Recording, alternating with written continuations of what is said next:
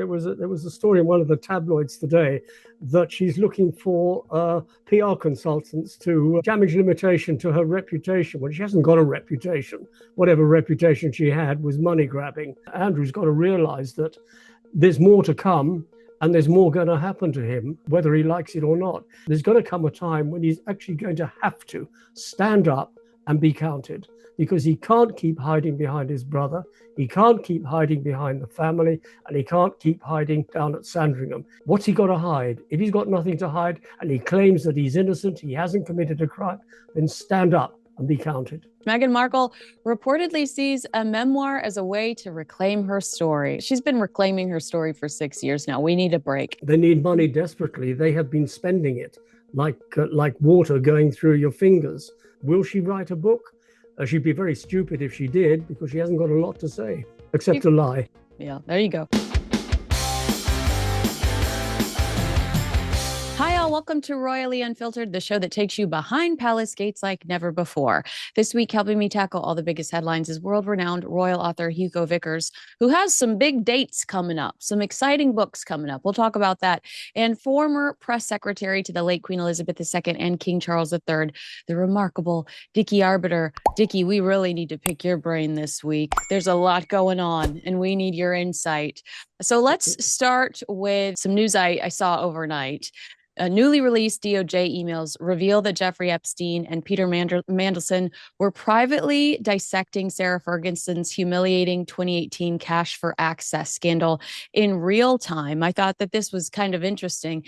And Epstein incredibly suggested that Fergie should admit medication abuse and go into rehab as a strategy to contain the fallout. Like, I stress that there's no proof that there was ever any issues with Fergie and drugs. This is literally just two men trying to figure out how she could dig herself out of this hole.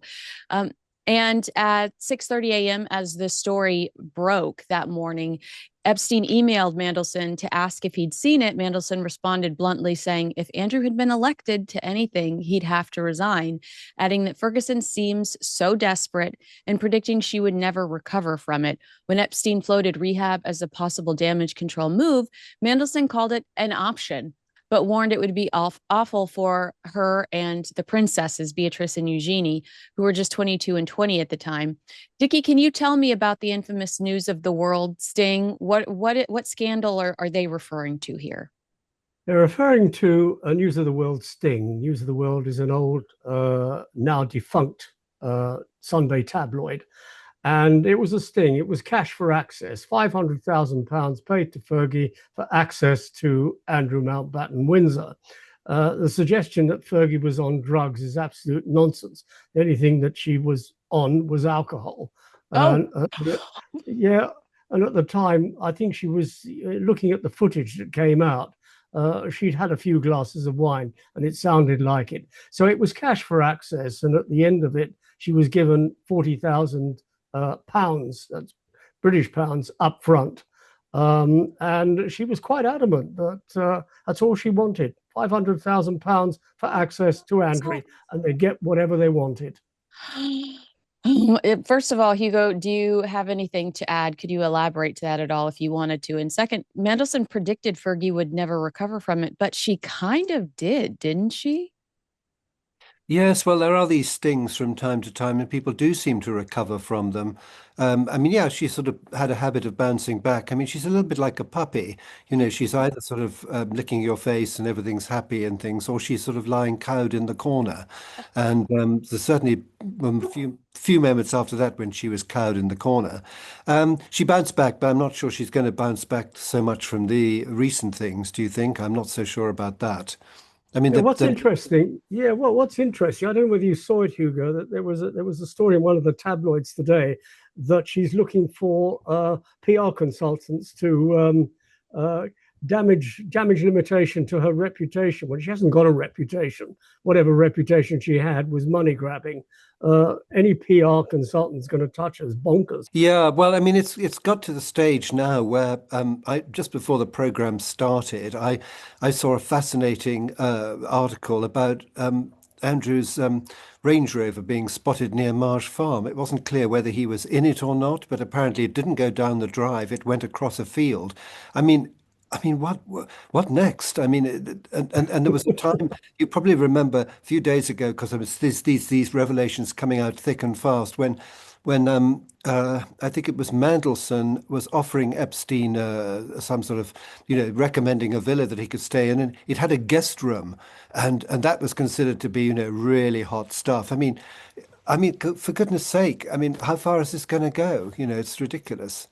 Well, they've released 3.5. Sorry, Kinsey, we're having a chat amongst No, ourselves. I love it. I love it. Leaving you out. They've released 3.5 million documents. There's another 2.5 million. When are those going to be released, or are they never going to see the light of day? Well, I think that because over 100 alleged victims complained that their names or bank account information and things like that weren't redacted from the last drop, that the DOJ is going to go over what comes next with a fine-tooth comb to ensure that that doesn't happen again, because they had to delete those uploads, redact them, then re-upload them, and they put a lot of those people in jeopardy. So unfortunately, I think we're looking at weeks, months, maybe even the rest of 2026, where we're still going to get little drops here and there. But Dickie, let me stay on you for a second, because you're absolutely right. There was a story in the Daily Mail saying that Fergie wanted to hire a PR firm to help get her back to work because she, quote, needs money, is what she was telling friends. And I think you would have a really good understanding of the amount of money it would take to hire a crisis PR firm to try to manage a crisis of this magnitude. 24/7 monitoring. You would need like a rapid response team, coordinated legal strategy, media training. This is the kind of thing that would, I think, that the retainer would cost $250,000 to $750,000 per month to try to navigate something as insane and chaotic as these Epstein files. She doesn't have that kind of capital, and I don't think she has the friends left that would allow her to borrow that money. Well, she hasn't got the money, and I doubt she's got the friends left who would even stump up that money. You mentioned a 250,000, $250,000 a month. I would think anybody handling Fergie would want $250,000 a day. How about she was Meghan Markle? Would that be a good idea to advise her? You think Meghan should be Fergie's advisor? Yeah, I just wondered. It's got to that point. Well, Birds Meghan does need the money. Together. Exactly. Oh my gosh, that would bring absolute chaos. I will say to you, Hugo, I feel sympathy for and I will probably be destroyed for what comes out of my mouth next.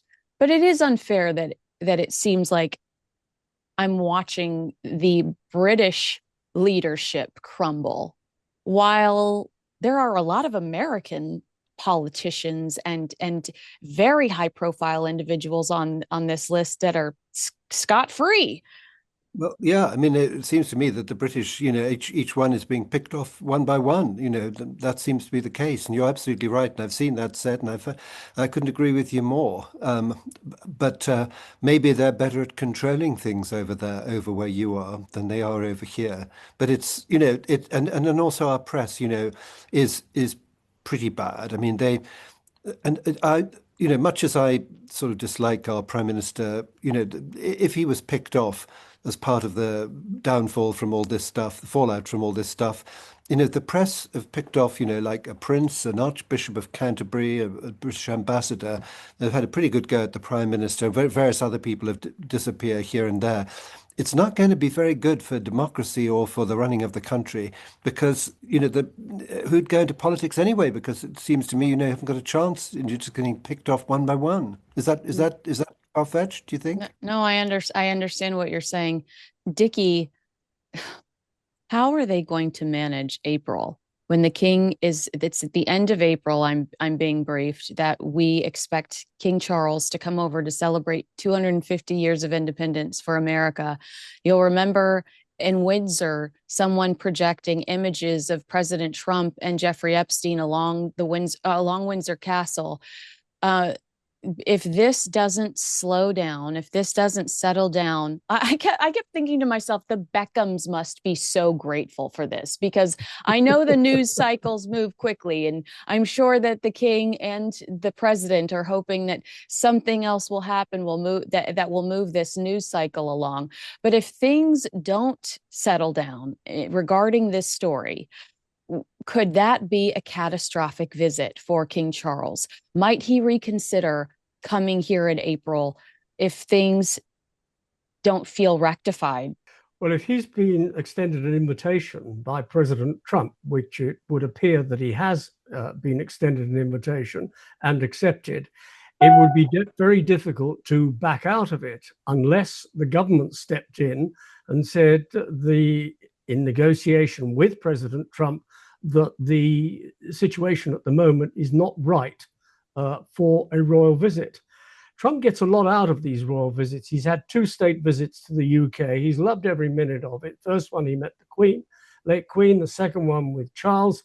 And he'll revel in any visit made by King Charles III and Queen Camilla. But the government will have to watch this very carefully, how far the exposure goes, how much vitriol is pumped towards the king. I mean, he is getting heckled. There are 1 or 2 hecklers. The way the media are operating here, and Hugo will bear this out, they're making it sound that there are lots of hecklers. There's only 1 in each location that they've been to, and the crowds there that have numbered in the hundreds have really turned on the heckler. So it's the government that's going to have to watch this very carefully. Do they want their king rubbished over in the United States? Because it'll take the heat off any Americans that might well be within those 2.5 million documents that are still to be released. Hugo, do you have any thoughts about the king's potential visit in April? Does it make you nervous at all? Well, I was going to say, I don't think I'm in any way contradicting Dick. In fact, I'm agreeing with him. It's up to the government, isn't it? If the government wants him to go, he will go. The only possible reason why he might not go, or how they could use it, was if there was a sort of downturn in his health or something like that. They could perhaps use that as an excuse and say he's not actually up to traveling at the moment. But they will decide what happens, and he will go along with it. Do I have concerns about it? I think he'd probably be pretty well treated in America, I would have thought. I don't like the hecklers. I mean, as Dickie says, it's just the odd one person, and they're all primed to do it. And of course, our media absolutely loves anything that goes wrong. They're not interested in the things that go right. So, but it's also significant that the first time that he was heckled, it was pretty much the next day that he stripped his brother of all his titles. It seemed to me it was I mean, maybe this is being, I hope I'm not being unfair, but it seemed to me that the moment that it sort of got to him, that's when he acted. Dickie, do you have a response to that? Well, I think the action was a long time in coming, and it does take planning. It can't just happen overnight on the flick of a light switch. It does need negotiation with government. It needs negotiation within the House of Lords, letters patent arranged. So it doesn't happen overnight. I think it just happens to be, and Hugo's right, it happened the day after that heckling. I think it's just coincidental that it happened then, but the one will be linked with the other. Because there was a heckler, he was stripped of the titles. It wasn't like that. These things do take time. There's a legal process to go through. There's a government process to go through. And all these processes had to be gone through before the titles could actually be stripped. I think it was just coincidental. But yeah, it's a question of optics, isn't it? Sorry to interrupt, Kinsey, but it's a question of optics, and so that's how it looks. But don't you think, Dickie, in fact, that we were told it was going to take, a massive legislation and things, and actually it was a stroke of the king's pen, and he did the whole lot, which I suspect must have caused a certain amount of concern in a certain residence in Montecito. Yes. I think it probably did, and the thing is that we were told that it was going to take a long time. You're quite right; it was going to take legislation, because in theory it has to be legislation to remove the title of the Duke of York. Now, he is still the Duke of York. He's not allowed to use it. The only way that can be taken away from him is Parliament, debate in Parliament, and an act to remove it. So in theory, he is still the Duke of York. But the king really moved very, very quickly. He saw the optics, they weren't good, and he acted accordingly. And I think he acted extremely well and extremely bravely, because at the end of the day, it's all about his brother, it's family. Andrew's got to realize that there's more to come, and there's more going to happen to him, whether he likes it or not. And there's going to come a time when he's actually going to have to stand up and be counted, because he can't keep hiding behind his brother.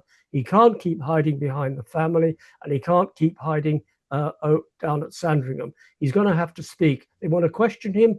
What's he got to hide? If he's got nothing to hide and he claims that he's innocent, he hasn't committed a crime, then stand up and be counted. Do you think he's a credible witness, though, Dickie? I don't think he's credible at anything. What do you think, Hugo? Well, we've seen the Emily Maitlis interview, and that didn't go very well. I mean, I always thought, I mean, I think he thinks he's innocent, you know. I mean, there's something, he doesn't relate to other people in the outside world. And I venture to suggest he might be slightly autistic. I don't know if that's fair or not. But anyway, he doesn't relate to other people, and that was quite clear in that interview, and therefore he's unlikely to relate to anyone in any subsequent questioning. So I'm not sure that he would be wise to put himself forward. And I do slightly wonder what else they need to do to him. You know, I don't think that the media will be happy until he's either in prison or something much worse happens to him. Well, there's the whole business of papers being given to Jeffrey Epstein while he was a trade ambassador. Were these sensitive documents?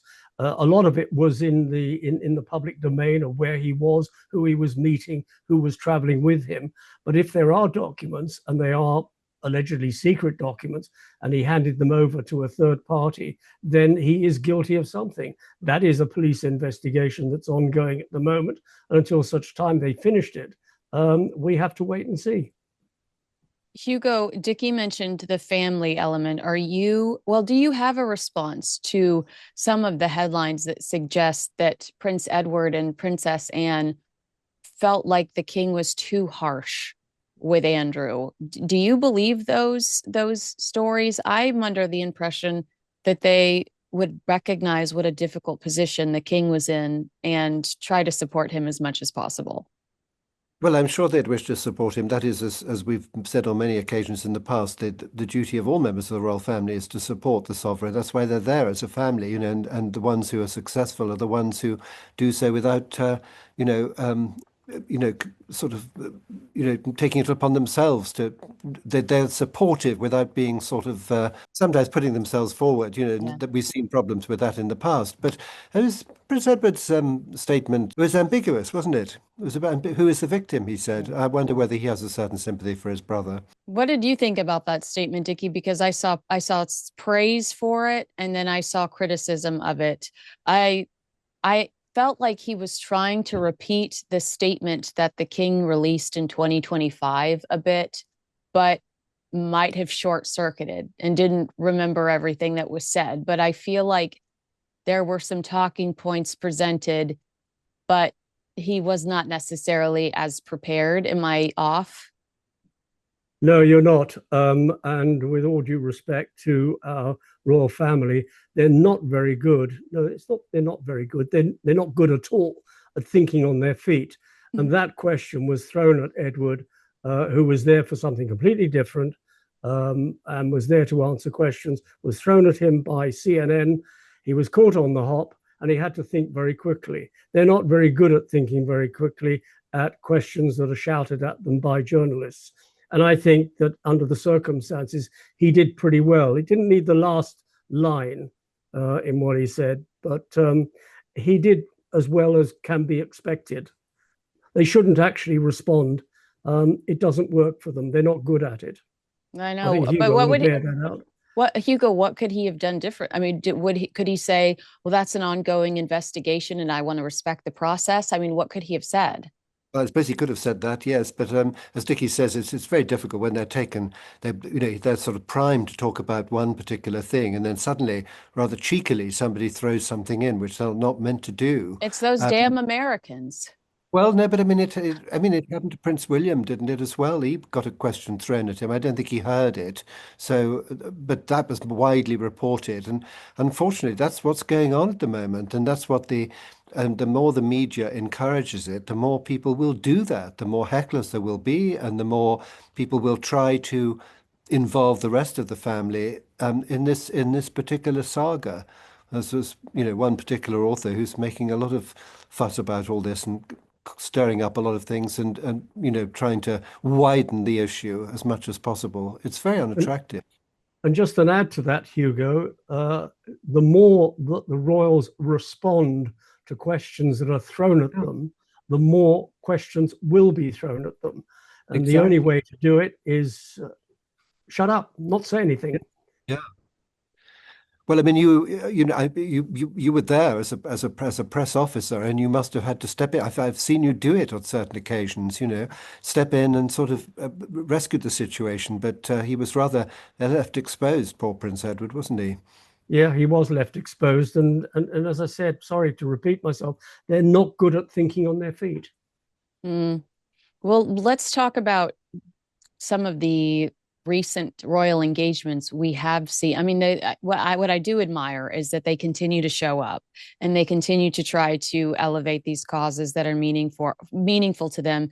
Because here in the States, I think we would advise people to go into hiding until things calm down. But no, the royal family continues to show up. We've seen King Charles and Queen Camilla this week. They were spotted marking their first official appearance since Buckingham Palace issued a fresh statement addressing the ongoing fallout surrounding Andrew. This was on February 11th, and they visited the Turquoise Mountains 20th anniversary exhibition at the Garrison Chapel in London before hosting a reception for UK caregivers at Windsor Castle. The King serves as royal founding patron of the charity, which he established in Afghanistan back in 2006, while still the Prince of Wales. Dickie, Hugo's right to mention your past here. It's good to still see them. It's good to still see them doing good and to focus on the future versus just being overwhelmed by what's currently going on headline wise, right? If you shut yourself away and you don't do the job for which you're employed to do, then it puts a big question mark over the element of guilt. How much do you know? How much did you sweep under the carpet? Why didn't you do something earlier? To go out there in public and to show their face and to carry on as normal is the way that the royals have always operated. Whether it's a death in the family, whether it is a major tragedy, they are on parade 24/7. They cannot afford, as you say, in America, they would shut themselves away. They don't shut themselves away. Life goes on. Life must go on. Hugo, keep calm and carry on. Well, yes, absolutely. I couldn't agree more. I actually can't resist telling you that I saw Queen Camilla sweeping past in a car a couple of days ago, and I got away from her. Oh, I think she spotted me there walking along the street. oh, that is so sweet. Do you want to tell us about being honored, or is that a secret? Oh well, it's not really an honor. I mean, it's just that I have on the 20th of February I will have been involved with St George's Chapel at Windsor for 60 years, and so they're very sweetly putting on an evensong happens every day, but on a particular Sunday they're letting me choose the hymn and the anthem and the voluntary, and That's so sweet. yeah, it's a long time. I didn't think you were that old, Hugo. Yeah, Hugo, you don't look a day over 25.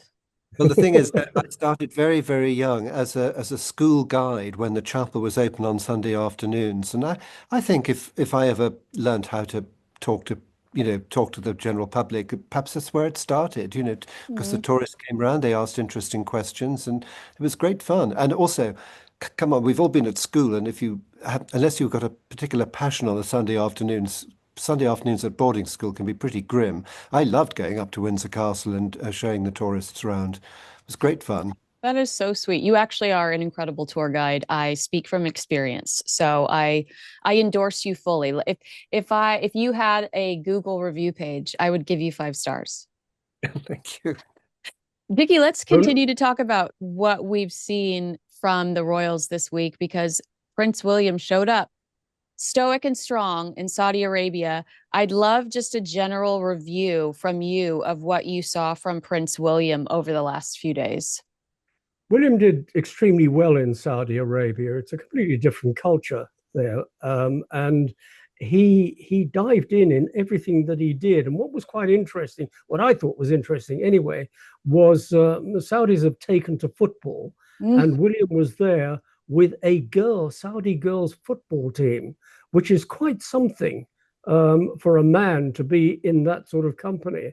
And he got a present for Charlotte, a Saudi girls football shirt. She likes football. William is football mad. George is football mad. So it will go down very well. But he was very good. And given everything that's happening back in the UK, it's all power to them for putting on a happy face in doing what they do out in public. Because as Hugo has said quite a few times tonight, our media are pretty tough. They watch every move. They read every bit of body language. They interpret what they see, and they speculate what they see as well. So for William to do what he did at a very full program in Saudi Arabia, he needs a great big pat on the back because he did extremely well. Hugo, I saw a really good line from him while he was there where he talked about how we don't debate anymore and how social media has made it to where we go drop some outrageous statement and block people that don't agree with us or are disengaged once we've said something fanatical. I thought he is so clever. I completely agreed with that. Yeah, no, I think that's very good. And I just was thinking as Dickie was talking, it's like the one thing we remember about Prince Edward in Dubai is that question about his brother. Kind of almost the one thing the press will have made a big issue out of was the one heckler, who threw a question at Prince William, which apparently he didn't hear. And that's what's so sad. And I remember when I went to Russia on the Russian state visit, it was the same time as the Dimbleby book had come out, and the whole first day of the Russian state visit in 1994 was completely eclipsed in the media by, ridiculous speculation about that book. Mm. And if our media can trivialize it and come up with something else which is completely off message, that's what they will do. Oof. And Dickie, we saw the Princess of Wales today. She shared a sweet moment with children at Castle Hill Academy in Croydon. She visited this to mark the start of Children's Mental Health Week.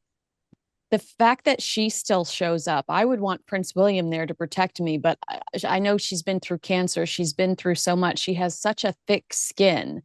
It just gives us a little sense of peace knowing that she's the future queen, that she is willing to step out there and do what needs to be done. And she's a very confident lady in what she does. And when she goes out, she has done her research. She's well briefed. She knows exactly what she's going to do. She knows who she's going to talk to, who's going to meet her, who's going to shake her hand. And as a side issue, she'll talk to the children. She'll crouch down and talk to the children. So she's confident, and she's confident in her own skin that, irrespective of what's going on in the great big world, whether it's papers being released from the States, whether it's Andrew Mountbatten-Windsor, she'll get on with the job. That is her focus of attention. Hugo, it was so sweet because Dickie mentioned Prince William in Saudi Arabia surrounded by this team of little football player females. And one of them yells at William, "Can I ask you a question?" And he's like, "Oh, absolutely." And she says, "Is Princess Kate here with you?" And he's like, "No, unfortunately, she's not." It is sweet that she is so popular. It is. And it's also sweet the way that he is proud of her. I don't think that he's discouraged or jealous of that attention at all. I feel like he's almost still so smitten with her that he appreciates those types of comments. Absolutely. And I think she is so respected that if a heckler was to try and ask her a question, he'd be in big trouble, because that would be very inappropriate. And it doesn't happen, does it? It doesn't happen to her. She's well treated on those visits. Dickie, I'm going to take it to a darker place now. I hope you're ready. It's your favorite subject. I'm ready. It's your Yeah, my favorite. favorite subject. Meghan Markle reportedly sees a memoir as a way to reclaim her story. I mean, when has she's been reclaiming her story for 6 years now. We need a break. But sources say Prince Harry is doing everything he can to block it, fearing it could derail his efforts to repair ties with the royal family. Insiders say Meghan feels a strong pull to tell her side of events following their 2020 departure from royal duties, believing much of her time in the monarchy has been misunderstood or misrepresented. In the 6 hours of Netflix that you gave us, Meghan, she reportedly sees a memoir as a chance to speak freely and set the record straight. Publishers, according to the source, are offering multi-million-dollar advances, but only if she dives into the details of her life within the royal family. Harry, on the other hand, is wary. He fears a headline-grabbing memoir could reopen old wounds, pot meet kettle, and potentially close the door on reconciliation with his family, which is why he's pushed back so strongly.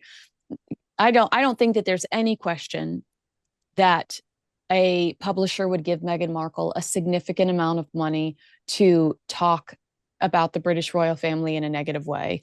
But surely to God, Dickie, they could not be seriously considering this if they want to be actually respected in America, if they want to do other things in America, they've got to shake off this chip on their shoulder if they wanted to flourish and blossom here in the States. Do you agree or disagree? Well, you mentioned 6 hours of Netflix. You forgot to mention 90 minutes of Oprah, Oh, where she lied from the beginning to the end. yeah. So she told her story, and that was in 2021. What more has she got to say? As far as Netflix is concerned, we'll pass on that one. Mhm. Harry, concerned about reopening old wounds. Those wounds have never closed. They're still open.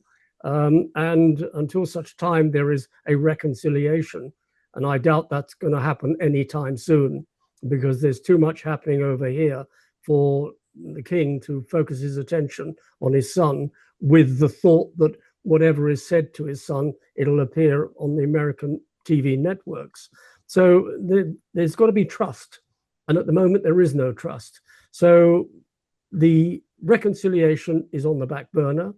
Meghan on an expose on a book. They need money. They need money desperately. They have been spending it like water going through your fingers. Harry's legal fees for his court cases in the UK. They're not getting the sort of money that they were getting from Netflix. Netflix are, if they like the idea, they'll pay for it, but they haven't got a contract. So they're desperate for money. Will she write a book? She'd be very stupid if she did, because she hasn't got a lot to say except to lie. Yeah, there you go. Hugo, you've said a couple of times to me privately and publicly, they must be exhausted because they continuously have to reinvent themselves. This wouldn't really be the reinvention. This would be just like rotting in the past, rotting in a very negative place. Do you believe these reports? And what would you advise her if she truly does want to have a future in the United States? Well, there'd be no point in me advising her because she wouldn't listen, would she?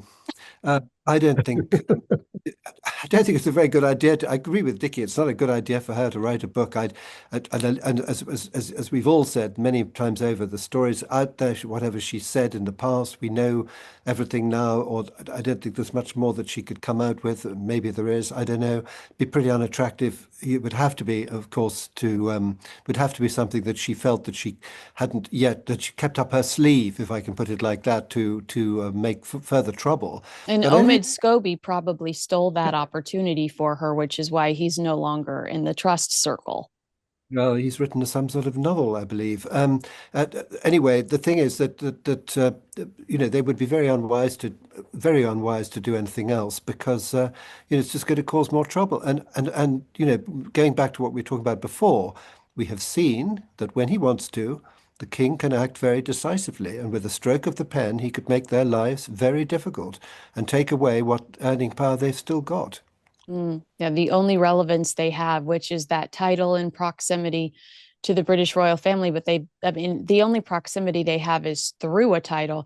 Dickie, I know you've seen all of the headlines, and I feel like they are being generated from Team Sussex about how the Invictus Games, that's what's going to save Harry's relationship with the British royal family, his olive branch. He's going to invite them to the Invictus Games, and everybody's going to sing Kumbaya, and everything's going to be healed. What's your take there? Do you think that whenever I read that Harry's giving them an olive branch by inviting them to the Invictus Games, I think to myself, that benefits one person and one person, well, two, Meghan and Harry. That really just benefits Meghan and Harry. We know they say a day in politics is a long time. Invictus Games is another 18 months away.